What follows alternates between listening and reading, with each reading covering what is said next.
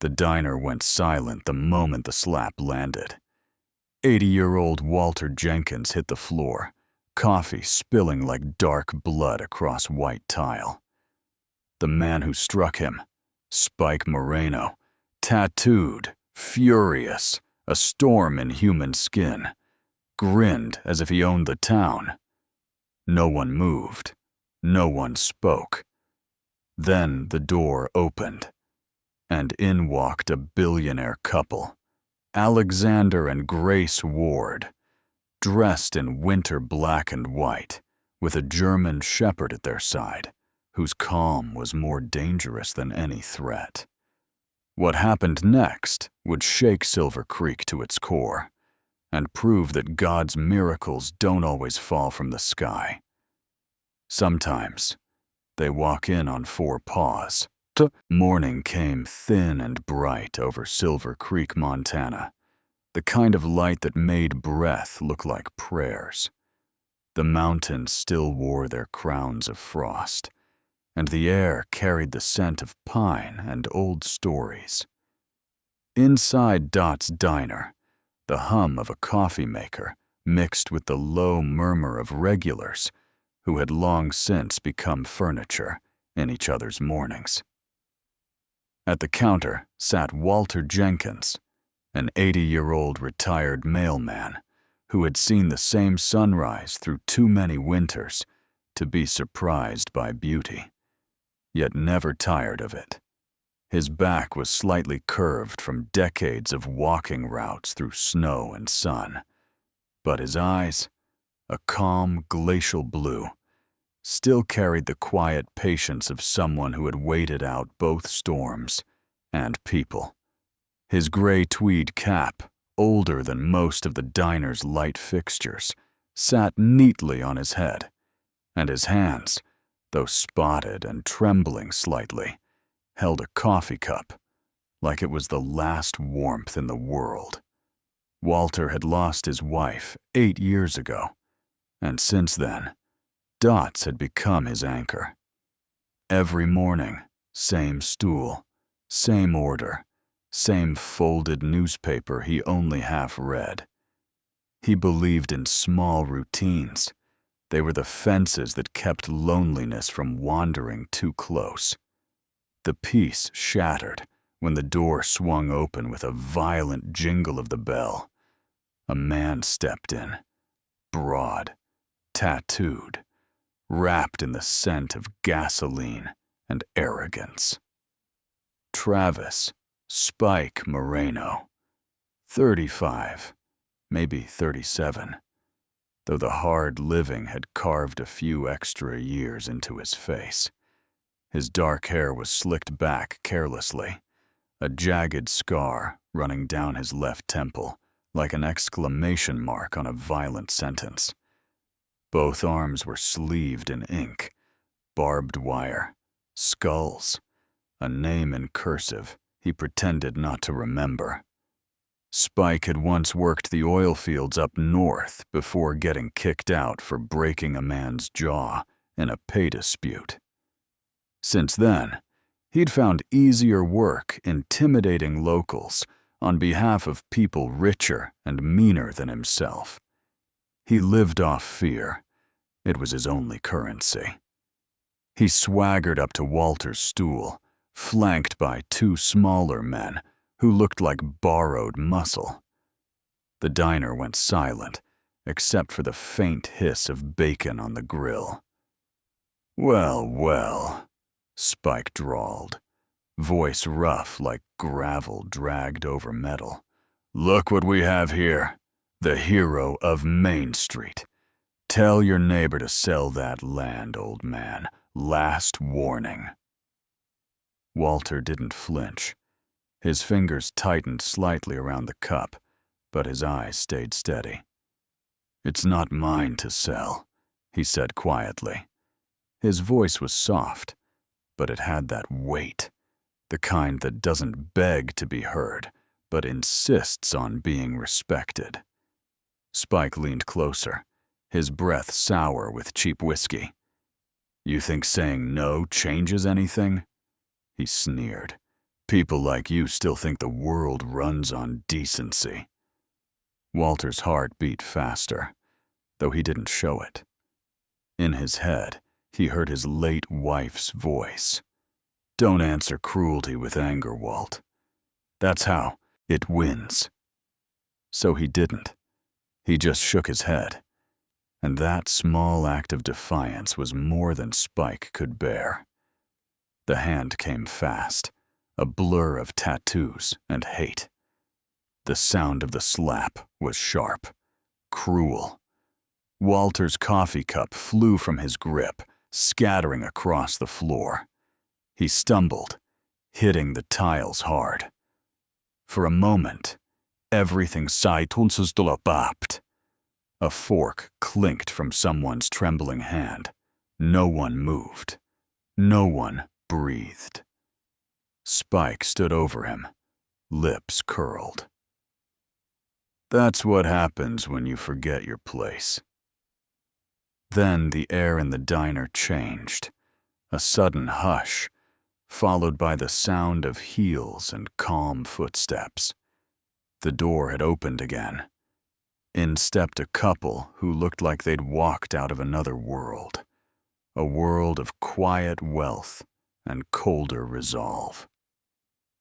Alexander Ward, mid-40s, tall and lean, carried himself like a man used to commanding rooms without raising his voice. His face was angular, his jaw clean-shaven, his dark hair peppered with silver that made him look both wise and dangerous. There was something measured about him, the kind of composure that only comes from men who have fought battles no one saw. He had built an empire from the ground up, and though his suits cost more than most cars in town, he wore them without vanity, like armor, not decoration. Beside him was Grace Ward, luminous and steady. She was in her late 30s, wearing a long white winter coat that seemed to glow against the dim diner lights. Her auburn hair was pulled into a soft bun, her green eyes sharp but kind, the kind of woman whose gentleness could silence a room faster than shouting. Her poise was not practiced, it was earned. At her heel trotted Max, their 4-year-old German shepherd, fur thick and dark as wet stone. He moved with controlled grace, a soldier disguised as a pet. His amber eyes flicked from Spike to Walter, reading the room with the intelligence of something half-human. Grace rushed forward, kneeling beside Walter. "Sir, are you hurt?" she asked, her voice firm but warm. She helped him sit up, placing a comforting hand on his shoulder. Walter blinked, dazed but composed. "Just my pride," he murmured. Alexander stepped closer to Spike, his tone low and dangerous in its calm. "Son," he said, "choose your next moment carefully." Spike stared back, jaw tightening. He saw the stillness in Alexander's eyes, the kind that didn't bluff, and felt, for the first time in a long time, a flicker of doubt. Max stood perfectly still, ears erect, muscles quiet, but ready. The entire diner watched as silence filled the space where violence had just lived. For a heartbeat, Silver Creek held its breath between two kinds of men, one who hurt because he could, and one who protected because he must. And somewhere in that fragile balance, the town remembered what courage looked like. Max didn't bark.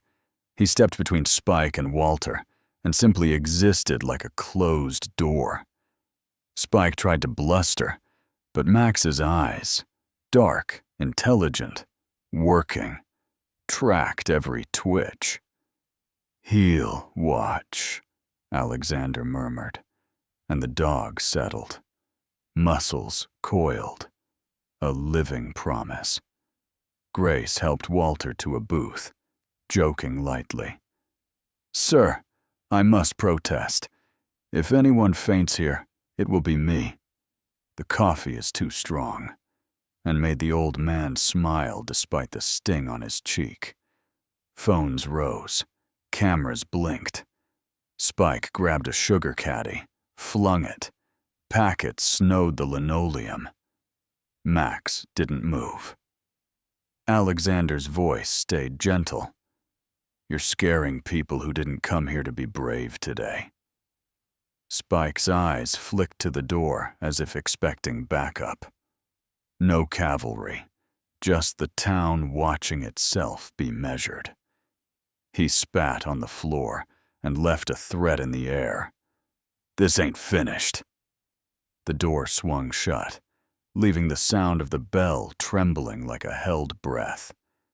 Grace exhaled slowly and touched Max's head. The dog's fur was warm beneath her fingers, his heartbeat steady as thunder behind clouds. Alexander's gaze lingered on the doorway. He had seen that look before, the look of a man who retreated not from fear, but from calculation. Trouble, he thought, had just chosen its next move. Walter sat quietly in the booth, his fingers tracing the rim of his untouched coffee. His pride stung worse than his cheek, but what hurt most was the silence of the others. No one had moved when Spike struck him. They had watched, afraid. "Cowards, all of us," he muttered, half to himself. Grace caught it, but said nothing. Her compassion knew when to stay quiet. Instead, she poured him fresh coffee, the motion steady, graceful. "Mr. Jenkins," she said softly, "I think your town just needed to remember what standing up looks like." The cook, Dot Harris, came from the kitchen then, a sturdy woman in her 50s, apron smudged with flour, her dark hair shot through with gray. She had run this diner for 20 years, kept it alive through recessions and blizzards, and now her voice trembled with guilt. "I should have said something," she whispered. Alexander looked at her kindly. "You will," he said. "Next time." Outside, Spike Moreno climbed into his rusted black pickup, the one with the Confederate flag decal half peeled off the rear window. His jaw flexed as he gripped the wheel, the veins in his tattooed arm taut as rope.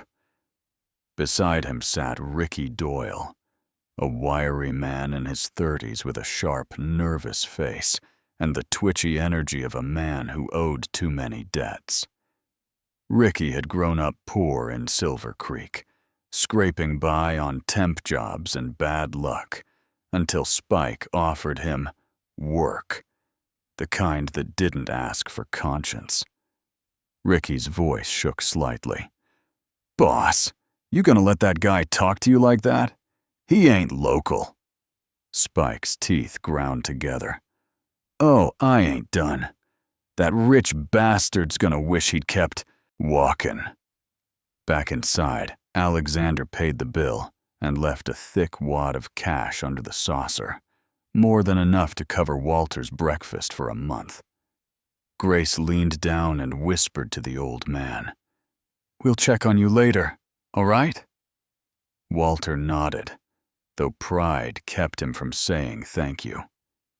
Watching them leave, the tall man with his quiet strength, the elegant woman with her kind eyes, and the dog who walked like a guardian, something in Walter stirred. Hope, maybe, or shame, turned to courage. The ward stepped into the crisp Montana morning. Snowflakes drifted in thin spirals, dissolving against Max's fur. Alexander adjusted his gloves, his expression unreadable. "You saw his hands, didn't you?" Grace asked quietly. "Tattooed, calloused, and trembling. That man's been used by someone worse." Alexander nodded. "Yes, and that someone is watching this town like a vulture." He paused, scanning the street where a few townsfolk pretended not to stare. "We'll find out who." They drove through Silver Creek's narrow streets, past shuttered shops and fading for sale signs. Grace stared out the window, her reflection ghosting over the mountains beyond. She had grown up in places like this, towns forgotten by progress, where fear was the cheapest currency. "They're scared," she murmured. "People don't speak up here because no one ever came to listen." Alexander smiled faintly. "Then maybe it's time someone did." Later that afternoon, they stopped by Sheriff Glenn Porter's office. Porter was in his late 40s, broad-shouldered with a permanent 5 o'clock shadow and a lawman's stoic mask. But his eyes, pale green and exhausted, betrayed him. He had once been idealistic, fresh out of academy, until his first partner was gunned down in a drug bust gone wrong 10 years back. Since then, he had learned to compromise, to keep the peace by looking away when it was convenient. When Alexander recounted the diner incident, Porter leaned back in his chair, chewing a toothpick. "Spike's a punk," he said.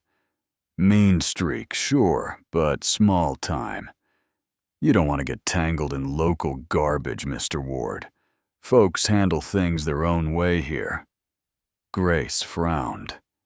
"He assaulted an old man. You call that local garbage?" Porter met her eyes and hesitated before answering. "Ma'am, I got one deputy and a budget smaller than your handbag. I arrest Spike. His boss makes sure he's out before sundown. Then I got broken windows all over town.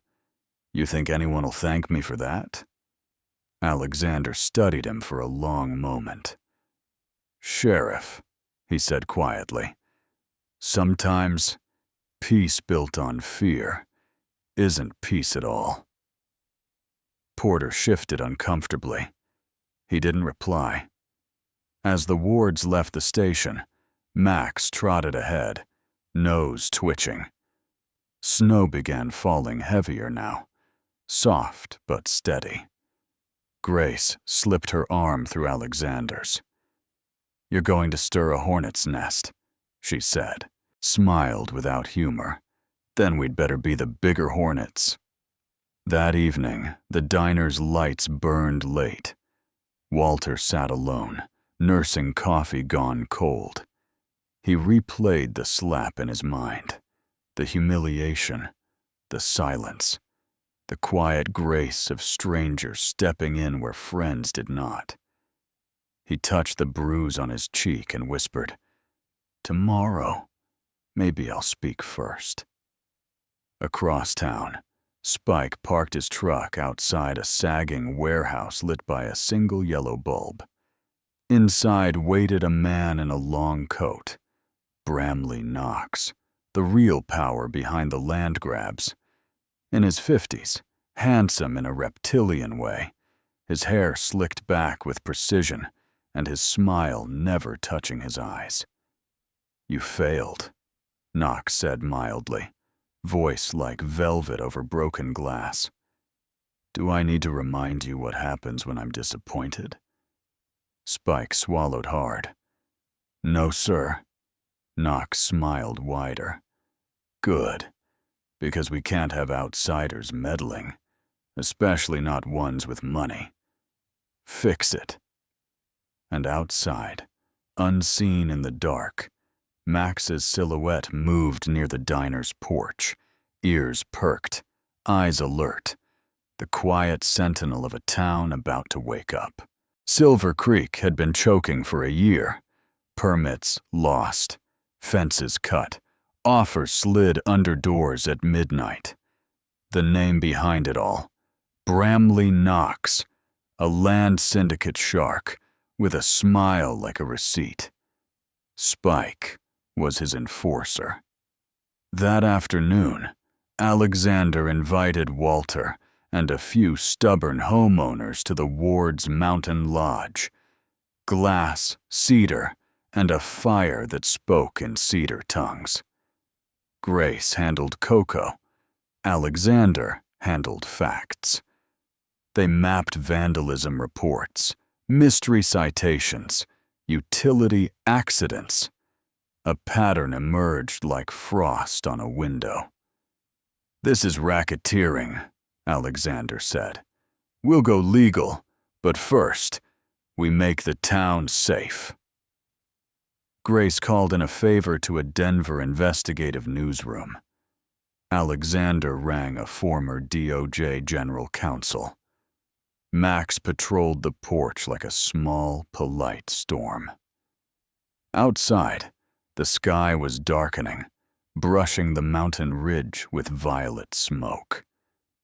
The lodge sat high above the valley, a house of glass and stone, built not for luxury, but for perspective. Grace had chosen it after a car accident years ago left her fearful of crowded cities. Here, surrounded by silence, she had learned how to breathe again. She poured cocoa into mugs for the guests, 5 in total, and gave each a look of quiet reassurance. They were the last holdouts, the townsfolk who hadn't sold to Knox. The first was Tom Weaver, a wiry farmer in his 60s with sun-dried skin and hands like cracked leather. His farm had been his father's before him, and though he had lost most of his livestock to mysterious gate openings, he still refused Knox's buyout offers. "Ain't about money," he said gruffly. "It's about not letting snakes take what ain't theirs." Beside him sat Linda Harper, the town's school teacher, a gentlewoman in her 50s, with soft brown curls and eyes that carried too much kindness for her own good. She wore a faded denim jacket with a missing button and smelled faintly of chalk and peppermint. "The kids talk about it," she said quietly. "They hear their parents whisper at dinner tables. Fear spreads faster than any rumor." Reggie Marks, a mechanic with grease still under his nails, leaned forward. He was in his 40s, stocky, bald, with a perpetual squint from years under the hood of cars. His wife had left town last spring after someone slashed their tires and broke their windows. "I don't scare easy," he said, his jaw clenching. "But Knox doesn't play fair. He buys cops, and when he can't buy 'em, he breaks 'em." The last guest was Miriam Cole, owner of the local antique shop. She was in her 70s, slim, elegant, her silver hair cut in a sharp bob. Her voice was low, cultured, a remnant of a past she didn't discuss. She had once lived in Chicago before moving to Silver Creek after her husband's death. "When greed moves in," she said softly, "it doesn't knock. It just takes." Alexander listened to them all, hands clasped, posture straight, but never imposing. He had learned long ago that power didn't always require a raised voice. It required attention. Grace took notes, her neat handwriting running down the pages like calm rivers amid chaos. "We'll build a timeline," she said. "Every threat, every accident. When we show the state authorities, we'll give them something they can't ignore." Walter, sitting near the fire, spoke for the first time in a while. You think the law's still on our side? He asked, his tone tired, but not cynical. Alexander looked at him, then smiled faintly. The law may be slow, Mr. Jenkins, he said, but the truth outruns it eventually. Just then, Max gave a low growl from the porch. Soft, warning, not yet alarm. Alexander rose and stepped outside. The cold bit his face, and his breath fogged the air. In the distance, headlights flickered briefly on the ridge, then vanished. He crouched beside Max, scratching behind the dog's ear. You saw them too, didn't you? Max's tail gave one slow sweep across the snow. Good boy. Keep watching. Inside, Grace dimmed the lights and projected a map of the town on the wall. Red pins marked each incident. The pattern was unmistakable, a ring around Lake Serenity, converging toward the properties that hadn't sold. Knox is cornering the land, Alexander said. Once he owns the lakefront, he'll file for rezoning and sell it to a resort developer for 10 times the price. Miriam's eyes narrowed. And the sheriff? Alexander exhaled. Sheriff Porter's compromised, at least financially. Knox keeps him on a leash of favors, but I've seen this before. A man like that, he's not beyond redemption, just afraid of losing what little control he has left. Grace's phone buzzed. She picked it up, her face lit faintly by the screen. Denver's interested, she said. They're sending an investigative reporter tomorrow. Name's Sarah Lee, works for the Rocky Mountain Ledger. She's done exposés on corporate land fraud before. Good, Alexander replied. But tell her to be careful. Knox plays dirty. Night fell heavier now. Snow whispered against the glass walls. The firelight painted gold across tired faces. For the first time in months, Silver Creek's forgotten few felt seen. Grace brought out a tray of sandwiches and made sure everyone ate, her warmth like a lamp in the dark. Walter looked at her with quiet admiration. You remind me of my wife, he said softly. Grace smiled. Then I hope she was stubborn too. When the guests left, Alexander locked the door and drew the curtains. He stood by the fire, staring into the flames. They're scared, he murmured. And Knox will smell it. Grace joined him, resting a hand on his arm. Then we'll give him something else to smell. Resistance. Max padded to the window and sat, ears perked, eyes fixed on the darkness. Far down the mountain road, 2 figures lingered near a parked truck, smoke curling from their cigarettes. One of them, Ricky Doyle, watched the glowing lodge through binoculars, his breath clouding the lenses. They're planning something, he muttered. The other man, unseen beneath a hood, replied in a low growl. Let Knox know. He'll want to crush this before morning. Inside the lodge, Alexander turned off the last light. They'll come, he said quietly. Grace nodded. Then let them. The storm began to rise outside, soft at first, then wilder. Max lifted his head, listening. The battle for Silver Creek had just found its voice in the wind. Night brought trouble wrapped in headlights. 2 trucks rolled past Walter's house, slow and mean. Max heard them before the tires whispered gravel. The German shepherd's ears pricked, and a low rumble vibrated in his chest. Inside, Alexander set down his pen and looked up. Grace was already standing, one hand on Max's collar. "They're circling again," she said. Her tone was calm, but her eyes were steel. Alexander moved to the window, watching the headlights crawl like insects over the snow-dusted road.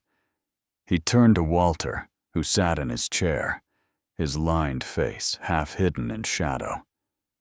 "Stay seated, old friend," Alexander said quietly. "This time, we don't run.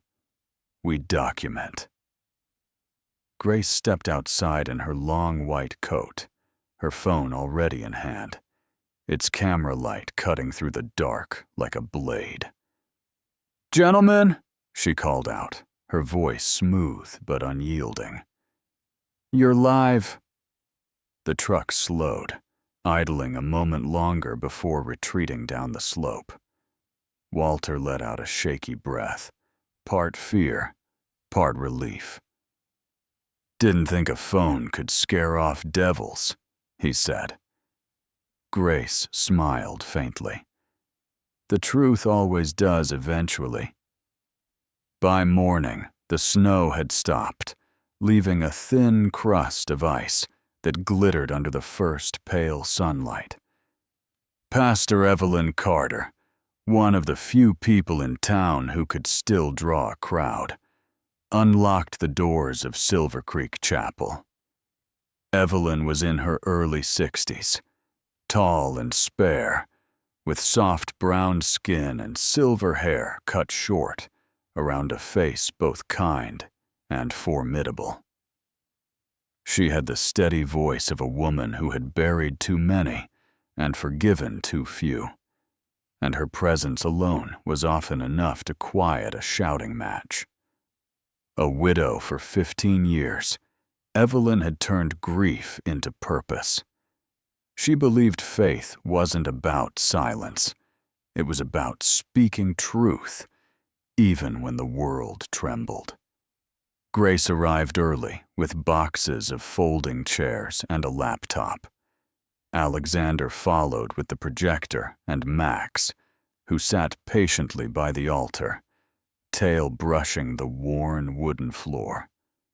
The chapel's stained glass windows caught the light, scattering colors over pews that hadn't been this full in years.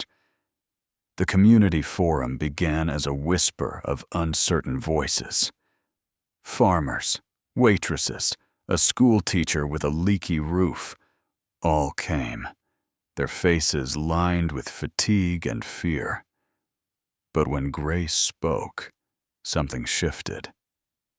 "This isn't a rally," she said gently. "It's a record.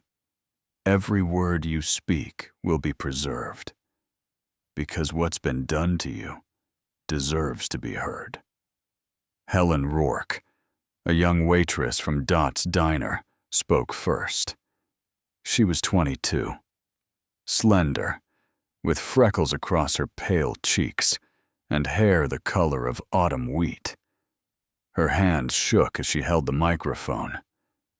"Last winter," she began, "they broke into our apartment. Said it was a mistake, but my landlord raised the rent after that. I think it was them. Knox's men." The room fell silent. Grace nodded, encouraging her. "You're doing brave work, Helen," she said softly. "Keep going." Then came Bill Tanner, the gas station owner, broad-shouldered and built like an oak, his rough hands twisting a cap nervously. "They slashed my tires 3 times, he said, voice hoarse. "Sheriff said it was kids fooling around, but I saw the tracks. Big tires. Truck tires." His eyes flicked toward Walter, who gave a solemn nod. Evelyn stood near the back, listening. Then she raised her voice. "You see what's happening here? Fear works best when we live in silence. But look around. Each of you is a witness, and together you're a wall. That's what they can't break." A ripple of murmurs filled the hall.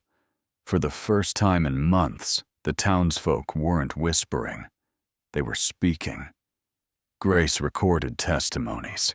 Alexander cataloged photos of vandalized fences, altered permits, broken windows.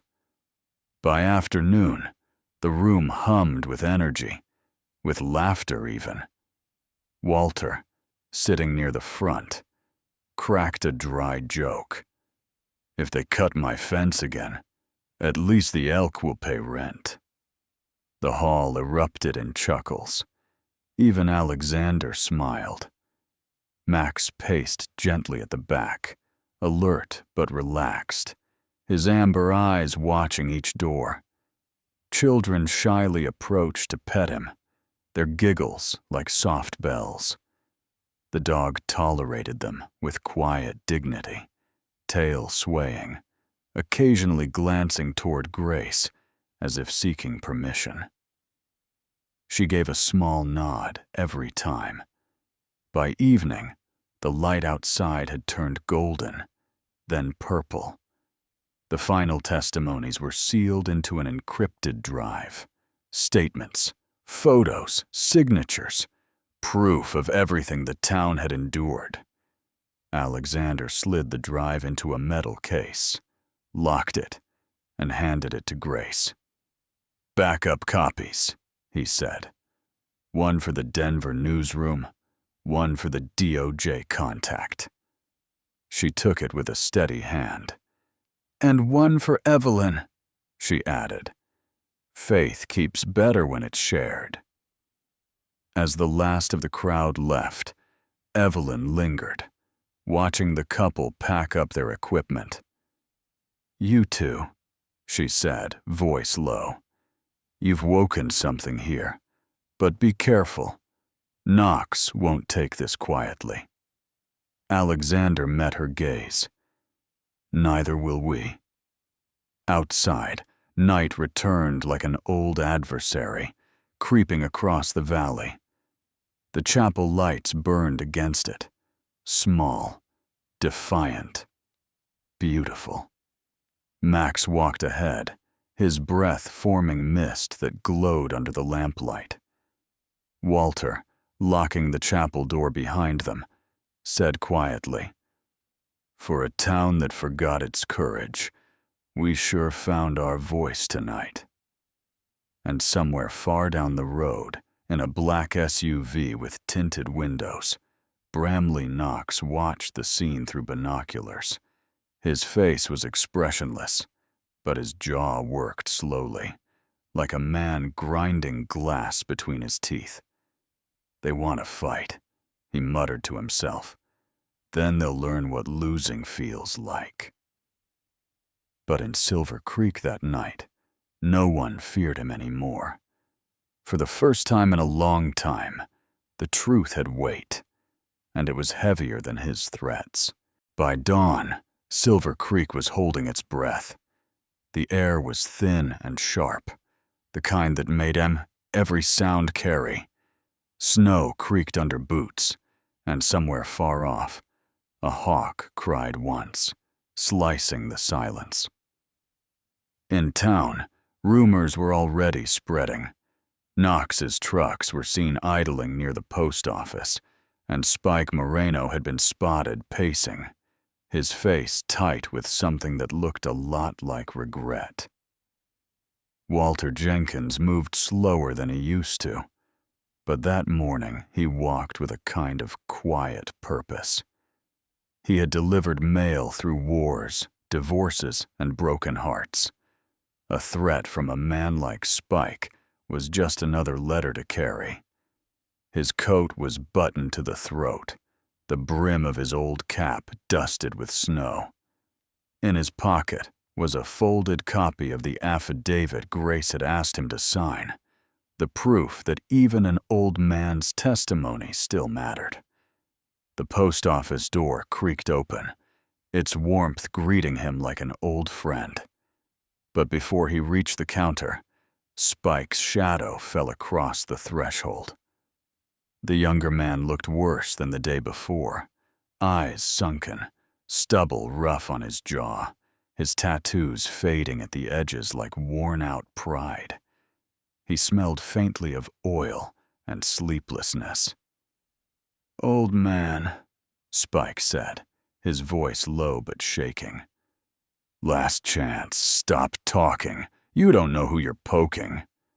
Walter straightened, surprising even himself. "Son," he said, "I delivered draft notices and love letters. I can deliver this too." He held up the folded paper like a flag. For a heartbeat, no one spoke. Then, slowly, one by one, people began to appear. Farmers, clerks, mothers with toddlers, forming a loose half-circle around the two men. The silence was no longer fear. It was resolve. Grace was among them, wrapped in her white coat, her breath fogging the cold air. She moved forward and placed a gloved hand on Spike's shoulder. "You're not the worst thing you've done," she said softly, "but you're running out of chances to be better." For a moment, Spike's hard edges cracked. In his mind flashed a memory. His sixth-grade teacher, Miss Parker, who had told him his hands were made for fixing engines, not breaking bones. For a flicker of a second, the boy he had been tried to surface. His jaw clenched, his fists loosened. Then the low growl of an engine broke the spell.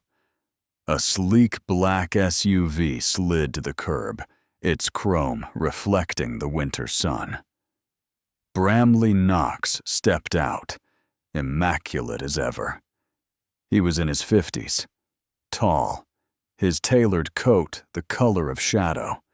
His salt and pepper hair was combed back to perfection, his clean-shaven face smooth, but his gray eyes were empty of warmth. He walked with the ease of a man who had never heard the word no. "Mr. Ward, Mrs. Ward," he said smoothly, his voice honey dipped in poison. "Charming civic theater you've staged here. A pity it ends today." Alexander Ward appeared beside Grace, calm as a frozen lake. His gloved hands rested behind his back, his gaze level and cold. "I thought bullies preferred to send others to do their shouting," he said evenly. Knox's smile thinned. "Take your charity elsewhere," he hissed, stepping close. "You have no idea what kind of people you're dealing with." "Oh," Grace said, a faint smile curving her lips. "You think this is charity? It's sunlight."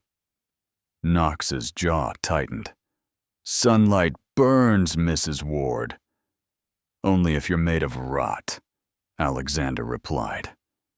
Before Knox could answer, the distant wail of sirens rolled down the valley. Not local, not small town. Federal. The kind of sound that made powerful men go pale. Within minutes, 2 unmarked SUVs and a convoy of state vehicles turned onto Main Street. Snow crunched beneath heavy tires. Special Agent Michael Rowe led the charge, a broad-shouldered man in his early 40s, his face carved with purpose. He had dark, close-cropped hair, a trimmed beard streaked with gray, and eyes that missed nothing. A former Marine turned DOJ investigator, Rowe carried the air of someone who had seen corruption up close and refused to flinch. "Bramley Knox," he said loudly, his voice cutting through the cold. "You're under investigation for racketeering, fraud, and multiple counts of coercion under state and federal law." Knox laughed once, brittle and humorless. "You have nothing but gossip from a handful of sentimental locals." Rowe nodded toward Alexander, who handed over the encrypted drive. Evidence collected, corroborated by sworn statements and visual proof, Alexander said. Rowe gave a curt nod. We'll take it from here. The agents moved fast, their precision almost military. Laptops, files, and hard drives were loaded into evidence bags. Knox's assistant, a tall woman with sharp cheekbones and anxious eyes, tried to protest, but Rowe silenced her with a glance. "Ma'am," he said, "I suggest you stop talking before you need your own lawyer." Max stood beside Grace, tail low but alert, watching every move with soldier's calm. When one of Knox's men tried to step forward, the dog's quiet growl froze him mid-step. Grace laid a hand on Max's neck. "Easy, boy," she whispered. Knox's mask finally cracked. His cough-drop smile melted into something cold and real. "You think this changes anything?" he spat. "Men like me don't go down. We rebuild." Alexander tilted his head slightly. "Then maybe it's time someone built something better." The agents led Knox toward the waiting cars. The townsfolk watched in silence, breath fogging in the cold. For once, the bully walked small. As the SUV doors shut behind him, a cheer rose, not wild, but steady, like the sound of a wound closing. Walter turned to Grace, eyes misted. "You think it's over?" he asked. Grace smiled softly. "No, Mr. Jenkins, it's just beginning."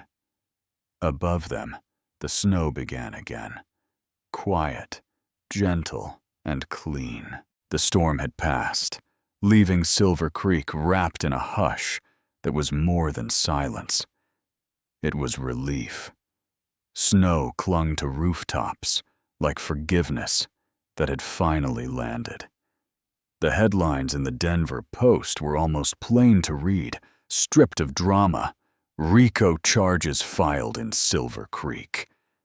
But to the people here, those 6 words were louder than a choir. They meant the rot was being pulled up by its roots. In the small church hall, the same one where fear had first turned into courage, folding chairs were set up again, not for confession, but for closure.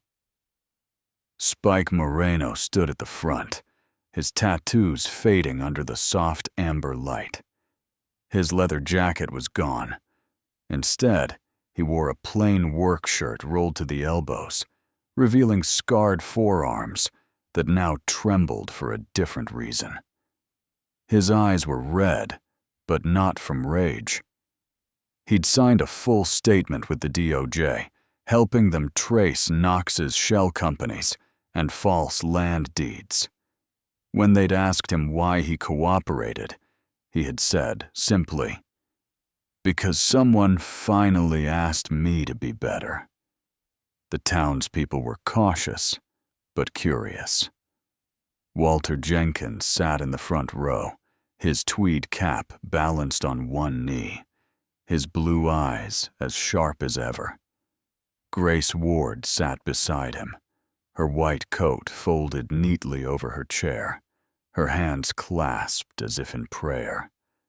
Alexander leaned against the back wall, tall and calm, his presence quiet yet grounding. And Max, the German shepherd, lay at Walter's feet, head resting on his paws, his ears twitching to every shift in the room's mood. Spike cleared his throat. His voice was rough, uncertain. "I broke things because it was easy," he said, the words landing heavy in the air. "It's harder to fix them. But that's what I'll do. I'll spend years doing the hard work, if that's what it takes." There was a pause, long enough for everyone to feel the weight of it. Then Walter's mustache twitched. "Start with my fence," he said dryly. "The elk are behind on rent." Laughter rippled through the hall, light but real, cracking the frost that had lingered too long between them. The next few weeks saw Silver Creek transform, not through miracles, but through small, steady hands. Grace urged the local bank to create a home repair cooperative, convincing the manager, Paul Henley, a cautious man in his 50s with thinning hair and a heart that needed a little reminding, to offer zero-interest loans for damaged homes. Paul had been a banker all his life, trained to measure risk more than people, but Grace's conviction cracked something in him. "I've been keeping books," he told her one day, "when maybe I should have been keeping faith." Meanwhile, Alexander established a community land trust, a nonprofit structure that transferred Knox's seized properties into public ownership. He spent hours on calls with the DOJ, ensuring that no developer could ever again buy out Silver Creek's riverfront.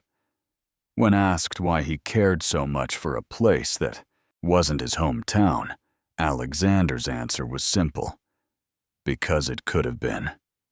In the afternoons, Spike worked under Walter's supervision, repairing broken fences and repainting barns. He moved with quiet focus, his large hands surprisingly careful.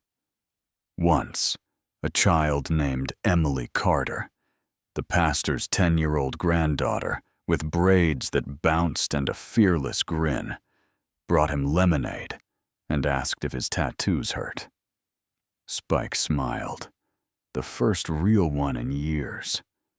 "Not as much as what they meant," he said. "But I'm changing that." Emily nodded, as though it were the most normal promise in the world. Max, ever the sentinel, followed the workers from house to house, inspecting repairs like an old inspector. Children adored him. By unanimous vote, every kid under 10 appointed Max the official greeter of Silver Creek. On Saturdays, he wore a red bandana around his neck and supervised picnics in the park with solemn pride, occasionally nudging a toddler out of trouble or barking once to announce snack time. One crisp morning, the kind that smelled like thawing earth, Walter knelt by his rebuilt fence and planted a row of lilacs. His hands were steady now, guided by memory and muscle. Spike stood nearby, hammer dangling loosely in his grip. Walter broke a small branch from the lilac bush and pressed it into Spike's calloused palm. "For your place," he said quietly. "Smells like second chances." Spike looked down at the sprig, the purple buds trembling in the wind. His throat tightened. "You really think I deserve one?" Walter smiled. "Deserve's got nothing to do with it. You just earn it, one nail at a time." Grace watched from the porch, a cup of coffee warming her hands. Alexander joined her, his gaze fixed on the two men by the fence. "You ever think we'd see this day?" she asked softly. Alexander shook his head. "No, but maybe we were never here to change the world, just to remind it how to start over." As the sun climbed higher, melting the last shards of ice from the eaves, Max trotted up the path and leaned against Walter's leg, pressing his weight gently like a living seal of approval. The old man chuckled and scratched behind his ears. "Good boy," he murmured. By evening, the town square filled with people again. Not for protest this time, but for music. Pastor Evelyn played her worn guitar. Children danced in the snowmelt. Grace handed out hot cider, while Alexander spoke quietly with the DOJ agent, who smiled and said the case had set precedent for small-town land corruption prosecutions nationwide. Silver Creek wasn't perfect. It was mending, and it was doing so in the open, where sunlight and forgiveness had room to work side by side. In the end, Silver Creek didn't find its miracle in thunder or gold. It found it in hands that learned to rebuild, in hearts that chose to forgive, and in courage that stood quietly when no one was watching. That's how God works, not through lightning in the sky, but through ordinary people who decide that kindness is still worth fighting for. So if you've ever been broken, or felt too small to make a difference, remember this story. Miracles aren't always born in churches or carved into stone. Sometimes they wear work boots, plant lilacs, and wag their tails in the snow. If this story touched your heart, share it with someone who still believes in second chances. Leave a comment with your thoughts, subscribe to our channel, and join our growing family of faith and compassion. May God bless you and your home tonight. May He walk beside you in every storm and remind you that even in the coldest winter, His grace is already planting spring.